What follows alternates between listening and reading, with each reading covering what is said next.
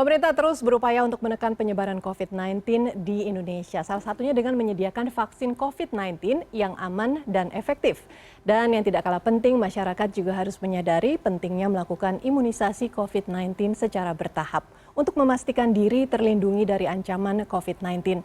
Lalu apa yang masyarakat harus tahu tentang vaksin dan imunisasi COVID-19? Untuk membahasnya malam hari ini sudah hadir lewat sambungan Zoom dari luar studio CNN Indonesia, anggota Komite Penasehat Ahli Imunisasi Nasional Profesor Sujatmiko. Selamat malam, Prof. Selamat malam, Frida. Prof, apa kabar?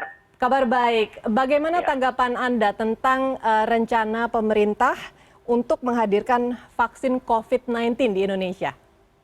Ya, jadi kami mendukung, tetapi harus diketahui oleh masyarakat bahwa untuk meredam pandemi COVID itu ada satu paket, yaitu terdiri dari testing, ya, tracing, dan treatment. Artinya kalau orang yang sakit segera diperiksa, kalau dites, kalau sakit diobati, kalau dia tidak sakit dikarantina supaya tidak menyebarkan, dan kontaknya harus dilacak.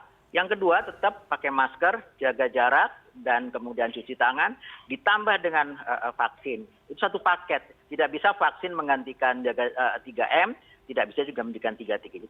Satu paket, dan kami mendukung pada prinsipnya bahwa itu paket kegiatan itu harus dilakukan bersama.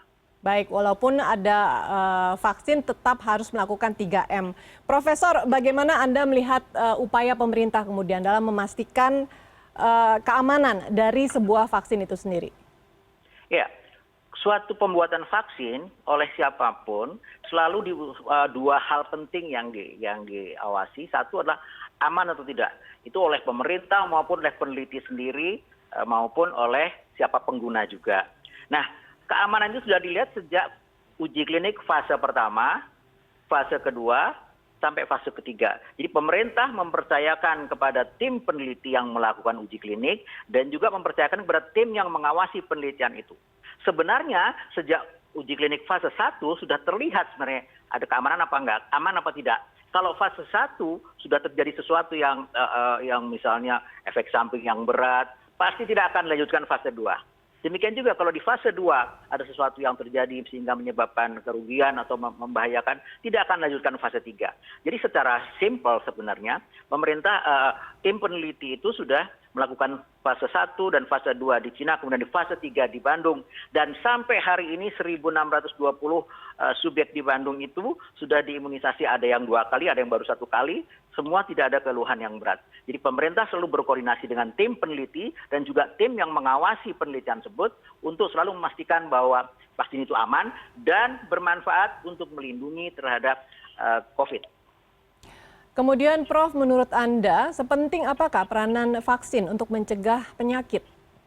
Ya, vaksin hanya salah satu bagian daripada upaya menghentikan pandemi ini. Tetapi vaksin itu tidak bisa langsung hari ini kita suntikan, langsung pandeminya turun. Kenapa? Kalau kita suntikan hari ini pada satu orang, dia hanya melindungi pada orang yang bersangkutan.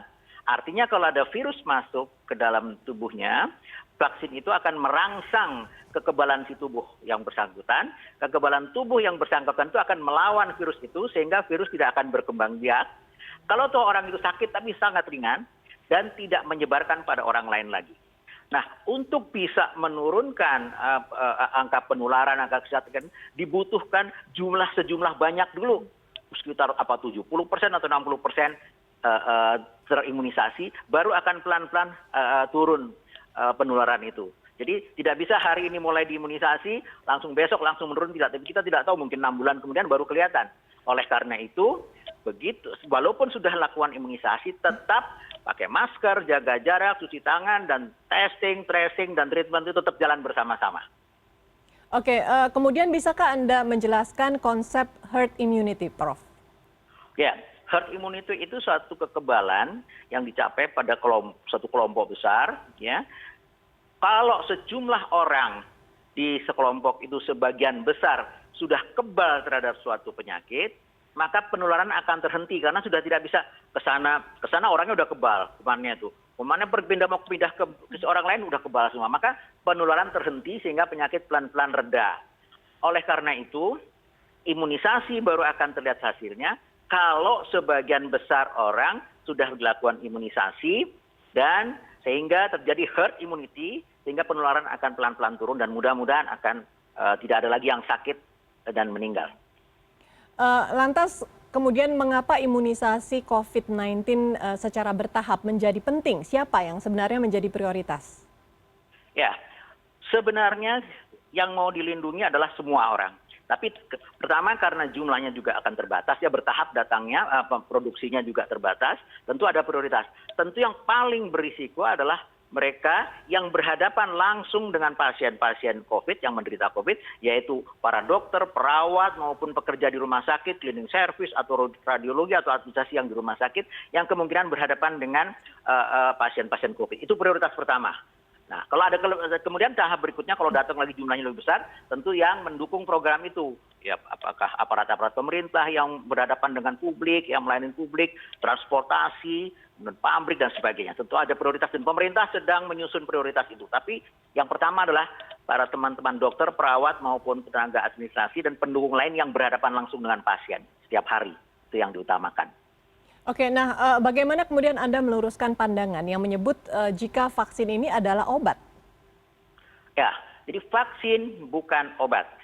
Obat adalah untuk mengobati suatu penyakit supaya penyakitnya sembuh, sedangkan vaksin adalah merangsang kekebalan orang. Jadi orang yang disuntik kekebalannya akan meningkat, dan kekebalan itu kekebalan yang spesifik. Beda dengan makanan, olahraga itu kekebalan yang tidak spesifik. Sedangkan vaksin karena diambil dari kuman yang sesuai, maka begitu dimasukkan dalam tubuh kita, dia akan merangsang kekebalan yang spesifik, sehingga kalau kuman itu atau virus itu masuk ke tubuh kita, ya kekebalan tubuh kita yang melawan si virus, bukan si vaksinnya. Jadi vaksin hanya merangsang kekebalan, kemudian kekebalan orang itu yang akan melawan virusnya. Baik, terima kasih Profesor Sujatmiko atas waktunya bersama CNN Indonesia. Mudah-mudahan vaksin COVID-19 ini dapat segera terjadi dan terrealisasi, dan masyarakat Indonesia bisa segera diberikan vaksin secepatnya. Terima kasih Profesor Sujatmiko. Tapi jangan hanya menunggu vaksin, tapi tetap walaupun diimunisasi, walaupun divaksin, tetap pakai masker, cuci tangan, jaga jarak, dan semua yang dicurigai itu dites, diperiksa apakah kalau yang positif dikarantina, yang sakit diobati, kemudian kontak yang berkontak dengan orang yang sakit atau yang positif tadi harus di tracing lagi supaya jangan menular. Jadi itu satu paket. Tidak bisa hanya mengandalkan vaksin aja, setelah pakai vaksin langsung buka masker segala itu tidak. Tapi perlu waktu cukup lama. Baik Prof, 3M jalan terus. Terima kasih Profesor Sujatmiko. CNN Indonesia Prime News akan segera kembali usai jeda berikut ini. Tetaplah bersama kami.